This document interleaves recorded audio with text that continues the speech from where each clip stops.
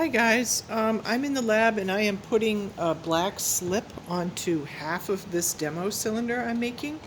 And we actually have black slip in the lab for you for free. It's part of the materials that are covered by the costs of the clay. And I am just putting slip on, and I've already done one coat and I let it sit just a little bit to dry a little bit. And I'm trying to be I'm trying to just kind of smooth it on there and not brush it around too much, because I'm going to show you guys a process called sgraffito. And for this, it's basically just scratching away the slip. And what I'm going to say about our slips is that you don't want to be, you want to be generous with them. You want to go ahead and put on 2 or 3 coats. While I'm on the subject of slip, let me just talk about it a little bit.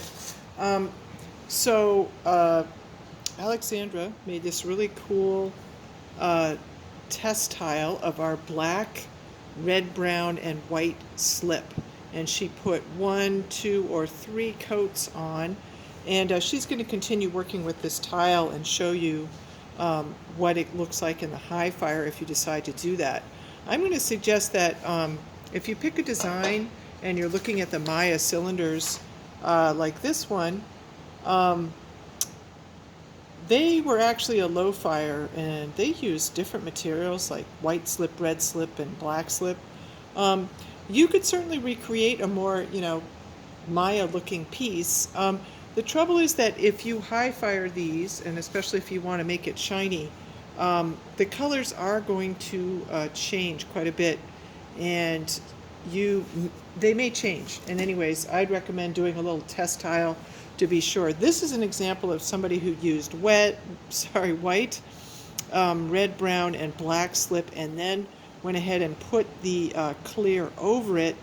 And you can see that what it does is, even though this looked like a solid coat of, I'm guessing, the red-brown slip, the patchiness of it actually came through. So that's another reason. They did pretty well with putting on the black slip, and the black and the white slip have a nice contrast. But it certainly is a complete change from what they look like here. So, there's no reason you have to high fire this and make it shiny.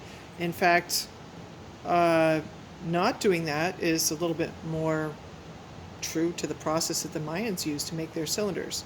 Anyways, you don't have to high fire it, but if you want it to be usable, I don't know, as a vase, or I guess a drinking vessel, or whatever else you guys have in mind, then you would need to actually high fire it, and that'll change the colors of the slips.